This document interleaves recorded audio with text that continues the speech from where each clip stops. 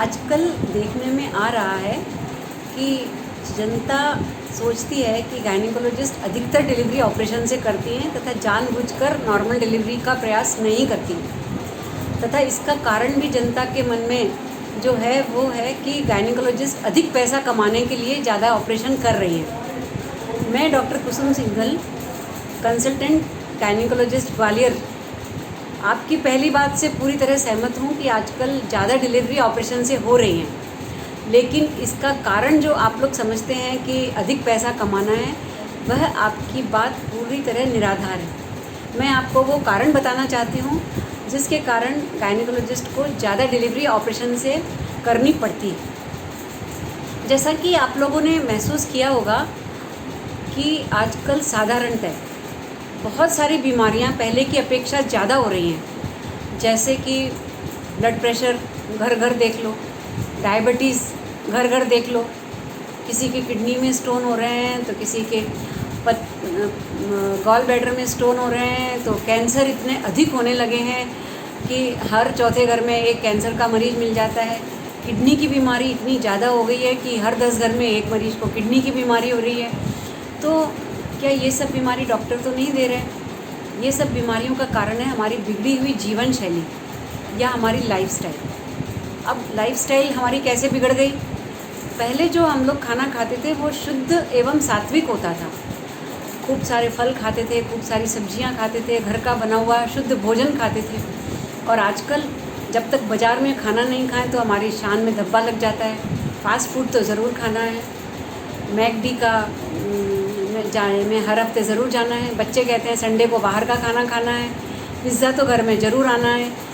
तो रिफ़ाइंड चीज़ें बहुत खाने लगे हैं, पैक्ड फूड बहुत आता है, हर घर में ब्रेड के नाश्ते बनने लगे हैं, बिस्किट के पैकेट हर घर में मिल जाएंगे, बटर, चीज़, सैंडविच, शक्कर, रिफ़ाइंड ऑयल्स, रिफ़ाइंड बटर्स, ये सब चीज़ें इतनी ज़्यादा काम में आने लगी हैं।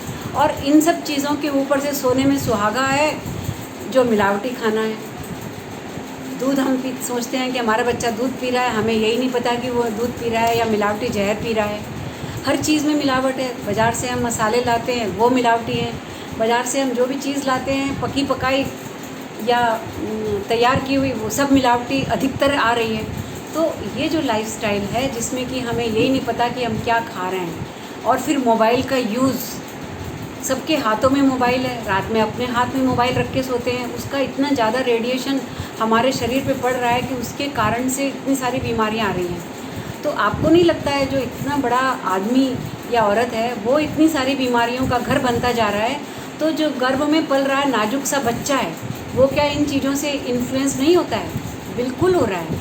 यही कारण है कि गर्भ में पल रहा बच्चा भी बहुत नॉर्मल तरीके से विकसित नहीं हो पा रहा है। उसको भी कई बार बच्चे का विकास ठीक से नहीं होता है, कभी गर्भ में थैली में पानी कम हो जाता है, कभी महिला को ब्लड प्रेशर हो जाता है, कभी उसको डायबिटीज़ हो जाती है, कभी जब उसका कलर डॉपलर कराते हैं तो पता चलता है खून, बच्चे की तरफ जाने वाला खून कम हो रहा है। तो ऐसी स्थितियों में यदि उसका अच्छी तरह से उसकी देखभाल या इलाज नहीं किया जाए तो इसमें पूरी संभावना है कि बच्चा पूरे समय तक अंदर बढ़ न पाए तथा पूरा ड्यू डेट आने से पहले गर्भ में ही ख़त्म हो जाए, ऐसी पूरी संभावना रहती है।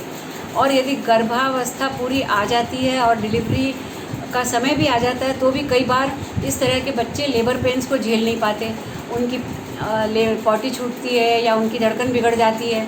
तो ऐसी स्थिति में फिर हमें ऑपरेशन करना पड़ जाता है। ये हमारे पास एक चैलेंज है कि हम इतने सारे कॉम्प्लिकेशंस के साथ भी एक स्वस्थ माँ तथा एक स्वस्थ बच्चा दें।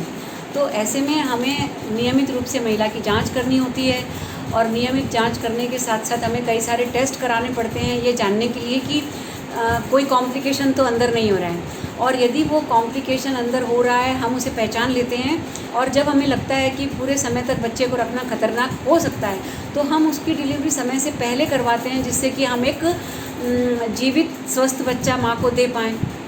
और कई बार डिलीवरी जब होने लगती है तब भी हम उसे बराबर देखते रहते हैं। यदि उसकी धड़कन बिगड़ रही है या बच्चा पॉटी छोड़ रहा है, अर्थात बच्चा दर्द को झेल नहीं पा रहा है, तो हमें उस स्थिति को पहचानना पड़ता है तथा नॉर्मल डिलीवरी होने से पहले हमें उस बच्चे को ऑपरेशन द्वारा पैदा करवाना पड़ता है, जिससे कि हम एक स्वस्थ बच्चा दे पाएँ।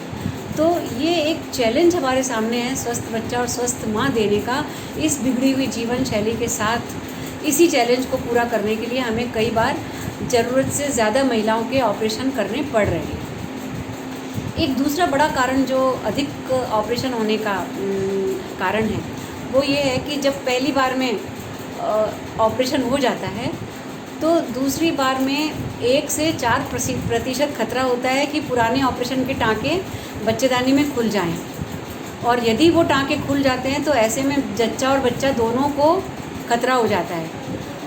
और हमारे पास मेडिकल साइंस में ऐसा श्योर शॉट 100% परफेक्ट कोई ऐसा टेस्ट नहीं है जिससे हम ये जान पाएँ कि इस पर्टिकुलर महिला के टाँके खुलेंगे और इस पर्टिकुलर महिला के टाँके नहीं खुलेंगे। तो कहने को तो ये 4% ही खतरा है, लेकिन जिस महिला के टाँके खुल जाते हैं और उसको कॉम्प्लिकेशन हो जाता है, उस परिवार के लिए तो ये 100% हानि है। और उस पर्टिकुलर लेडी डॉक्टर के लिए तो ये अक्षम्य अपराध हो जाता है कि इस महिला के देख रेख में इस महिला के टाँके खुल गए। तो वो 1 से 4% खतरा भी हम लोग अक्सर नहीं ले पाते हैं, क्योंकि वो अक्षम्य अपराध के भोगी हम नहीं बनना चाहते हैं तथा किसी भी महिला के लिए या उसके परिवार के लिए वो 100% खतरा हम नहीं बनना चाहते हैं। तो कई बार हमें ज़रूरत से ज़्यादा ऑपरेशन करने पड़ते हैं, अनलेस कि बहुत ही आसानी से डिलीवरी नहीं हो रही है तो हम लोग थोड़े से भी डाउट में फिर ऑपरेशन करके एक स्वस्थ बच्चा ऐसे केसेस में देना चाहते हैं। तीसरा जो बड़ा कारण है वो ऐसी महिलाओं की जो एडवांस्ड लाइफस्टाइल में जी रही हैं, उनके मसल्स भी बहुत टाइट हो जाते हैं और ऐसे में बहुत ज़्यादा लेबर पेन्स उनको झेलने पड़ते हैं। और बहुत ज़्यादा लेबर पेन्स वो झेल नहीं पाती, इतनी तकलीफ़ को सहने के आदी नहीं होती हैं, तो वो स्वयं ही कहने लगती हैं कि यदि आपको लगता है कि 100% नॉर्मल होगी तो आप प्लीज़ करिए हमें, अदरवाइज़ आप ऑपरेशन कर दो।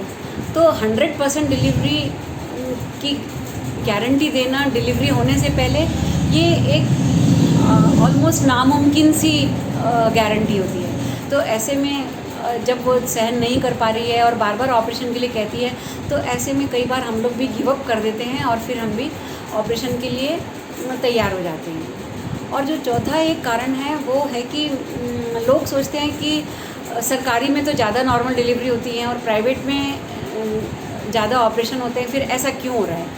तो जो जेंट्री सरकारी में ज़्यादातर जा रही है और जो प्राइवेट में ज़्यादातर जेंट्री आ रही है, वो एक अलग अलग तरीके की जेंट्री होती है। थोड़ा सा जिनकी पेइंग कैपेसिटी थोड़ी ठीक होती है वो जनरली प्राइवेट में आते हैं, और जिनकी पेइंग कैपेसिटी बहुत कम होती है वो ऐसे ज़्यादातर मरीज सरकारी में जाते हैं। तो जिनकी पेइंग कैपेसिटी थोड़ी कम है, साधारणतः ये देखने में आता है कि उनकी लाइफस्टाइल उतनी बिगड़ी हुई नहीं है। वो लोग थोड़े से जो निम्न लोअर सोशियो इकोनॉमिक स्ट्रेटा के लोग हैं, वो आज भी घर का बना हुआ शुद्ध और सात्विक खाना खा रहे हैं। बाज़ार का पैक्ड महंगा मिलने वाला खाना आज भी वो थोड़ा कम खा रहे हैं।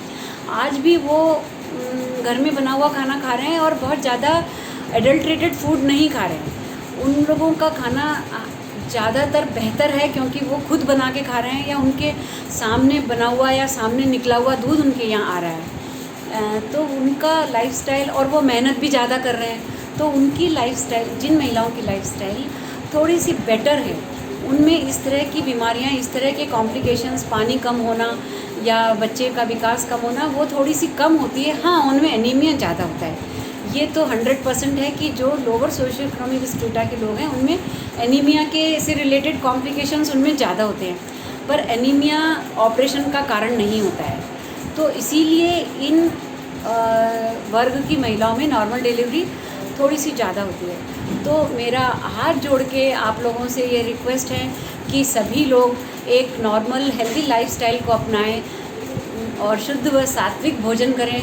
बाज़ार का खाना लाकर कम से कम खाएं, घर की बनी हुई चीज़ें ज़्यादा खाएं, पैक्ड फूड, प्रोसेस्ड फूड कम खाएं, अपने भोजन में सब्जी फल अधिक से अधिक खाएं, सब्जियों में भी सलाद को बहुत ज़्यादा प्राथमिकता दें। एक भोजन का कम से कम 1/3 हिस्सा सलाद होना चाहिए, 1/3 हिस्सा फल का होना चाहिए। बचा 1/3 हिस्से में भी कोई मिलावटी खाना नहीं होना चाहिए। ऐसा होगा तो हम लोग भी बहुत कम ऑपरेशन करेंगे। मैं आपको यकीन दिलाती हूँ कि यदि आप लोगों की लाइफस्टाइल अच्छी होगी तो कॉम्प्लिकेशंस बहुत कम होंगे। आप लोग भी खुश होंगे कि आप लोगों की डिलीवरी आराम से होगी। हम भी बहुत खुश होंगे कि हमें भी कॉम्प्लिकेशंस बहुत कम देखने को मिल रहे हैं। धन्यवाद।